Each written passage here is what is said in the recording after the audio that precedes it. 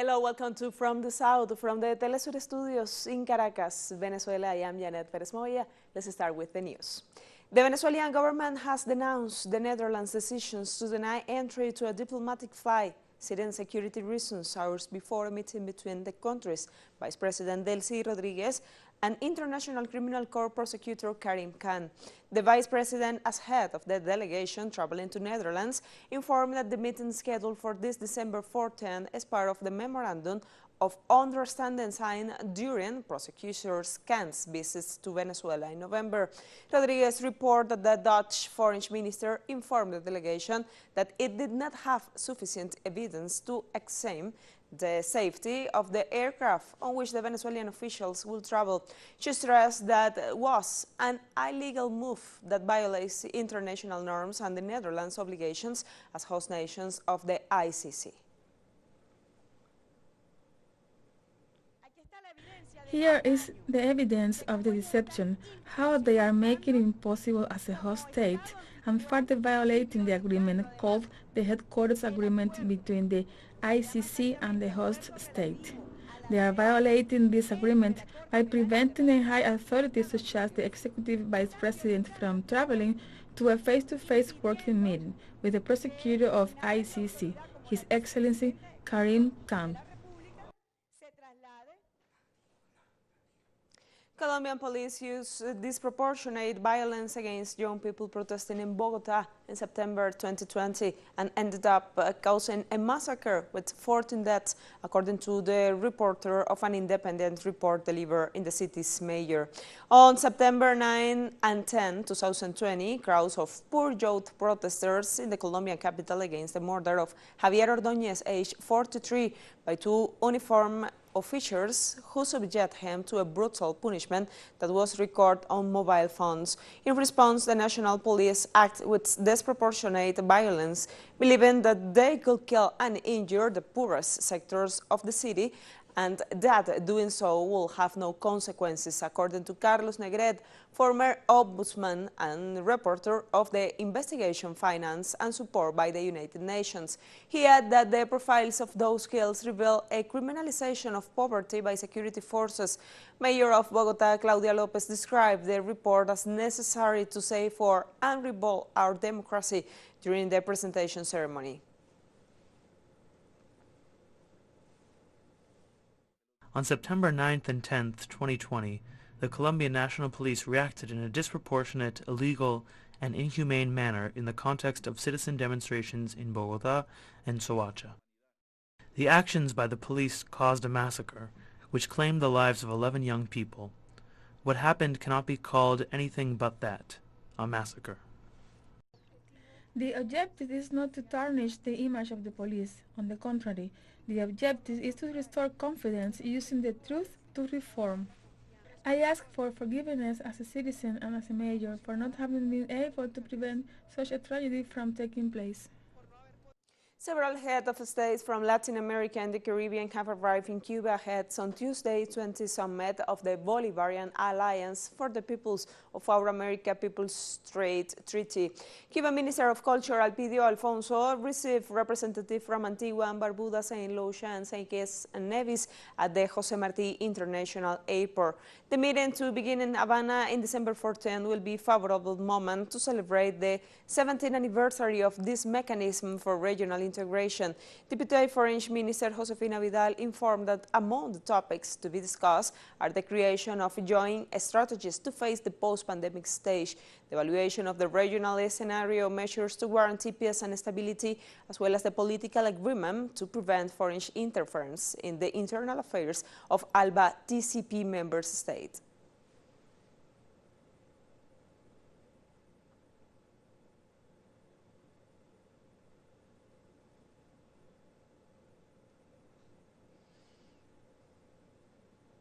University students in the Spanish capital made it clear this Monday that several Latin American so-called activists renowned for receiving United States funding to promote established acts in their countries were not welcome.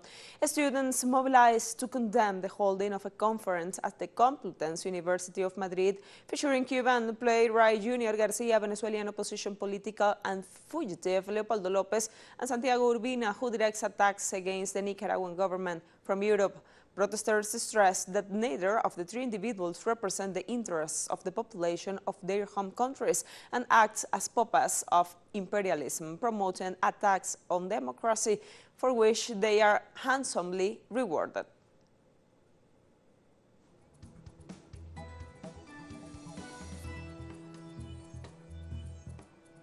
We will be right back after this very short break, so don't go away.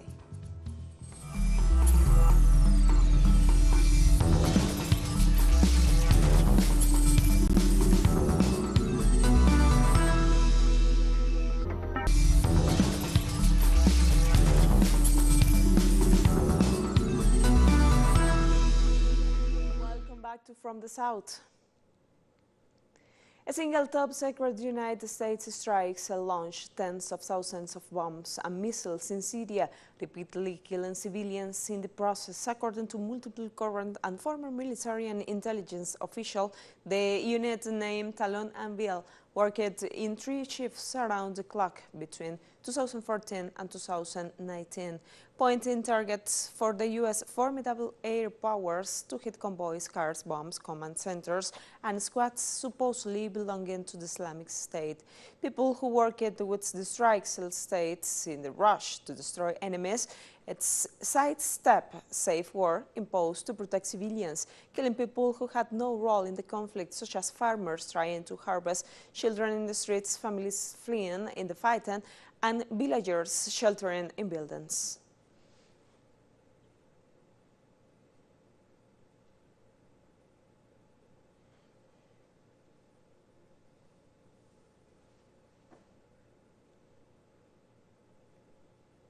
Unsurprisingly, for a nation that commits human rights abuse across the world on a daily basis, the Pentagon announced that no United States troops or officials will face disciplinary actions for the drone strikes in Kabul in August that killed 10 Afghan civilians.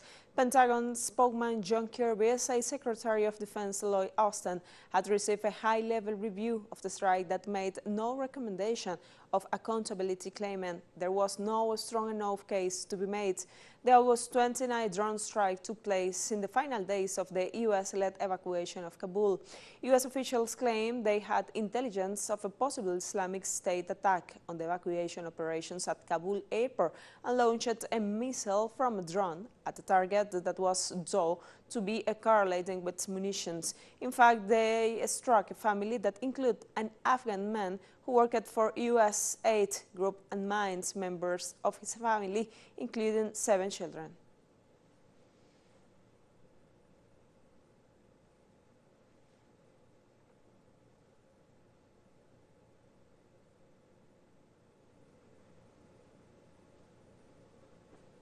A Palestinian man was gunned down by Israeli forces in the northern occupied West Bank early Monday, security and medical sources report. Palestinian sources identified the man as Jamil al-Kayal, age 31, saying he died as a result of bullet shots to his head following Israeli repression of Palestinians in the Ras al-Ain area in the city of Nablus. The killing came after Israeli troops conducted raids and arrested a Palestinian man in the city. Online videos appeared to show Kayal lying on the ground bleeding after the forces left the area.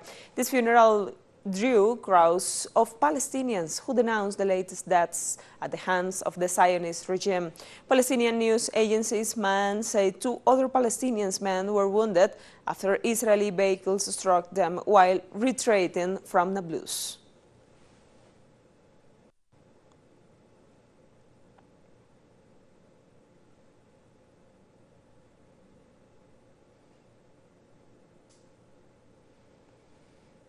Tunisian President Kais Saied said Monday that Parliament, suspended almost 5 months ago, will remain so until elections, he said, for September 2022, while calling a July referendum or constitutional reforms.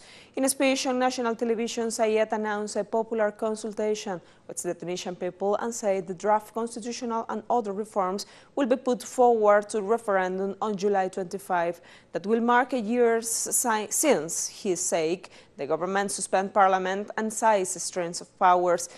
His came from us, North American country, wallow in political and economic crisis compounded by coronavirus pandemic. The president, who has been a sharp critic of the North African country's 2014 constitution, said Monday that a nationwide public consultation will take place from January 1st until March 20 to gather suggestions for the reforms.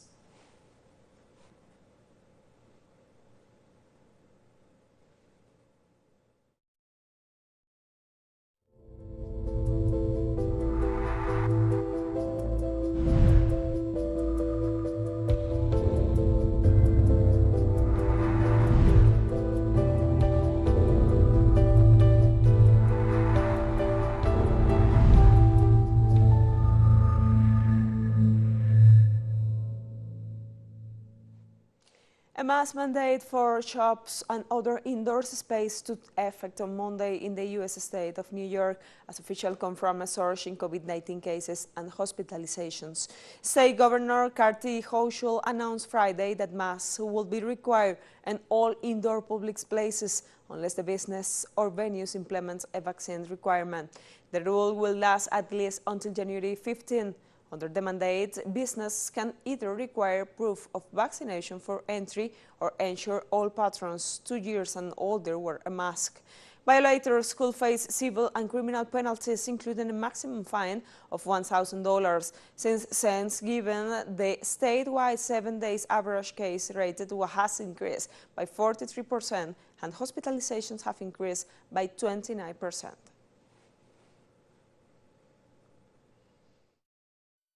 The decision is a public health decision.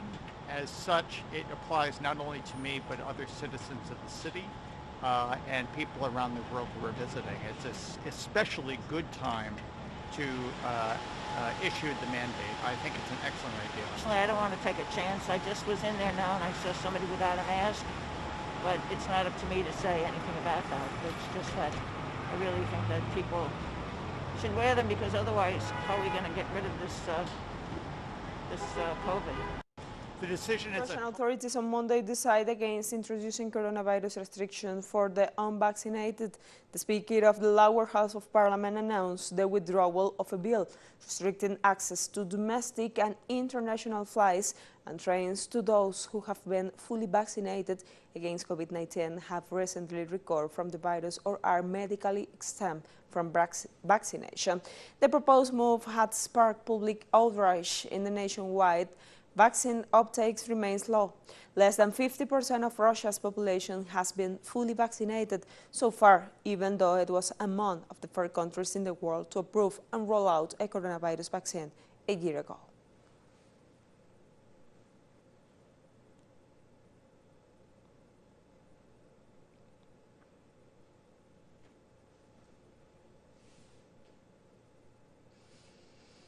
More South Africans have moved to get vaccinated after President Cyril Ramaphosa tested positive for the coronavirus. The president has postponed getting a booster shot of COVID-19 vaccine because he tested positive for the disease and is recuperating from mild symptoms while self-isolating in Cape Town, his office announced. South Africa's regulatory authority last week approved a Pfizer-BioNTech vaccine to be used as a booster shot, opening the way for third doses to be administered to adults in order to battle the current surge driven by the Omicron variant. Despite the rising numbers of cases, South Africa's death rate has not gone up, although experts warn it will increase in the next few weeks. News that the Ramaphosa has contracted COVID-19 has sparked different reactions from citizens, with some saying they hope it will encourage more people to get vaccinated.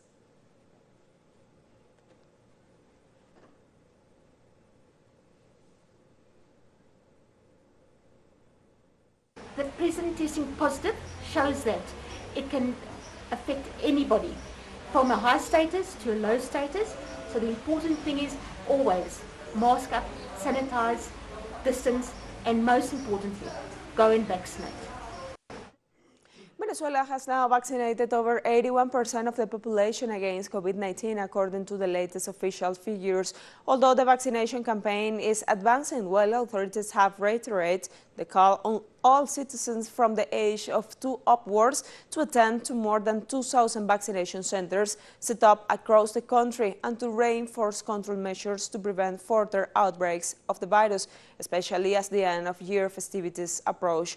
Venezuela has reported a total of over 435,000 cases of COVID-19, ranking ninth place in South America. The recovery rate from the virus is 90%.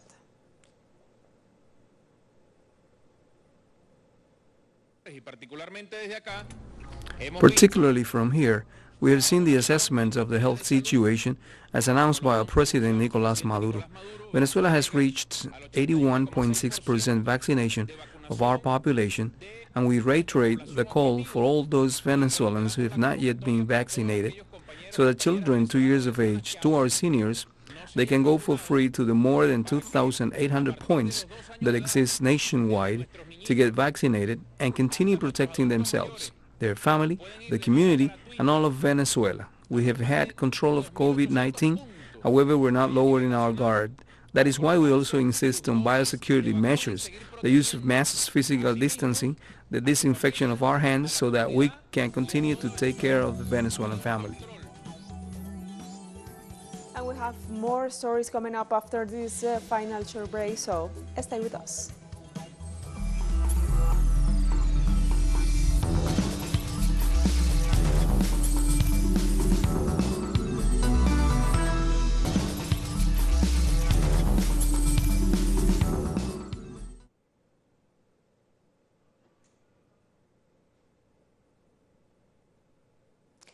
Security forces fired tear gas to disperse protesters in Sudan's capital on Monday in the latest street demonstrations against October's military coup. Thousands of people took the streets in Khartoum and other Sudanese cities, such as Omdurman, as part of relentless demonstrations to have engulfed the country since the military seized power October 2005.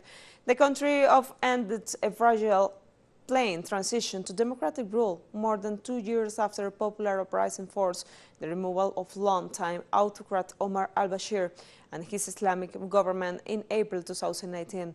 Deputy Prime Minister Abdallah Hamdok was reinstated last month amid international pressure in the deal that calls for an independent technocratic cabinet under military oversight led by him. However, the deal has been rejected by the pro-democracy movement, which insists power be handed over the civilian government to lead the transition.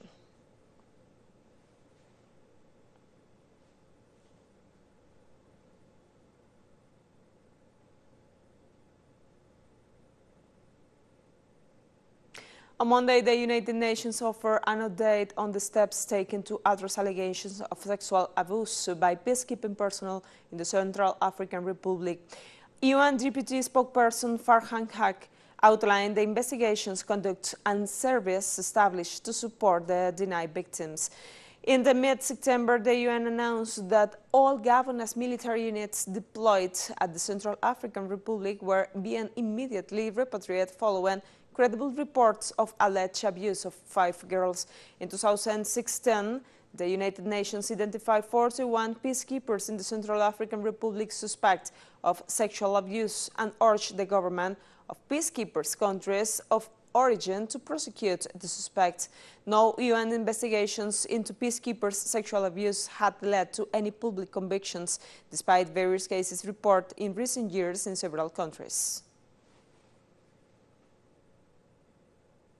Realizing the well-being and rights of victims is our utmost priority. All identified victims have been referred for assistance in line with our strategy on support to victims of sexual exploitation and abuse. The mission is also looking at ways to address assistance gaps. A project through the Trust Fund in support of victims of sexual exploitation and abuse, which will provide medical, mental health, psychosocial, legal, and material support for victims and their children, is currently under review. The mission also deployed immediate response teams to several remote locations and gathered information regarding more recently reported allegations of sexual misconduct involving UN troops. We are in the process of informing the member states concerned so that national investigations can be launched as soon as possible with the assistance of the Office of Internal Oversight Services. Nigeria is celebrating the much anticipated return of two kingdoms of Benin treasures looted during colonial times. The traditional ruler in southern Benin City hosted a day of celebrations to mark the return of two bronze treasures in a formal ceremony attended by royal guests and traditional chiefs, the Oba, or leaders of the Kingdom of Benin, whose ancestors reigned over the region when it was ransacked by British soldiers. In 1897 signed the official document transferring full possession of the works from the UK's Aberdeen and Cambridge University. Thousands of Nigeria's so-called Benin's bronzes, 16th and 18th centuries metal plaques and sculptures were looted from the palace of the ancient Benin Kingdom and ended up in museums across the United States and Europe.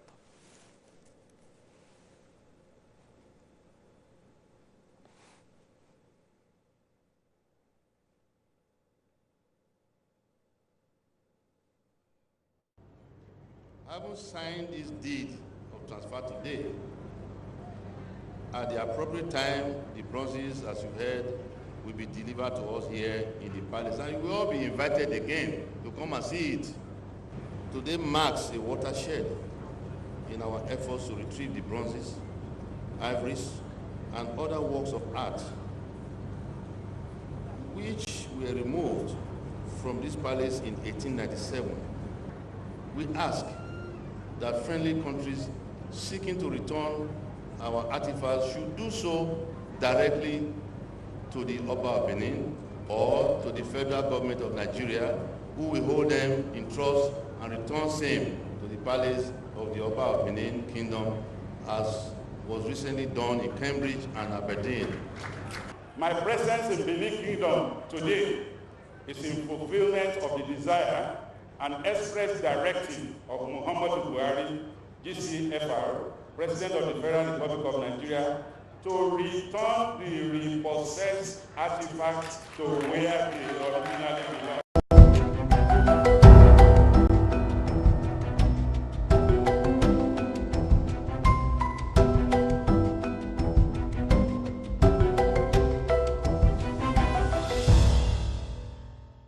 Rescuers in the United States are desperately searching for survivors after a strike of tornadoes killed dozens of people and destroyed homes and business in 6 Midwestern states. Nowhere suffered as such as the small town of Mayfield, Kentucky, where twisters destroyed a candle factory and the fire and police station. Kentucky Governor Andy Beshear said at least 80 people were dead, and the toll was expected to eventually exceed 100. More than 300 members of the National Guard were deployed to help remove debris, as other teams were working to distribute water and power generators.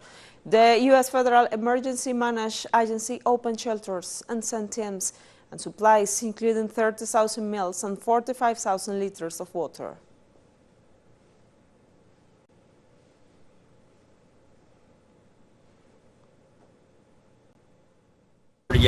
I had this restaurant for 38 years, a family business, mom and pop store. I raised my children here. They all worked here. It was our hometown. They all lost everything. Some 33,000 residents of several municipalities on the Spanish island of La Palma in the Canary Islands has been ordered to stay indoors because of toxic gases emanating from the Cumbre Vieja volcano. After several days of low-level activity, the volcano suddenly sprang to life with several explosions, sending a vast cloud of ash and smoke into the sky. The regional government of the Canary Islands ordered residents of 3 municipalities to lock down when the high levels of sulfur dioxide in the air. The authorities also recommend that people turn off air conditioning and heating and use tape or seal indoors and windows. More than 7,000 people have been evacuated from their homes since the volcano erupted on September 19, spewing out rivers of lava that have some slowly crept toward the sea.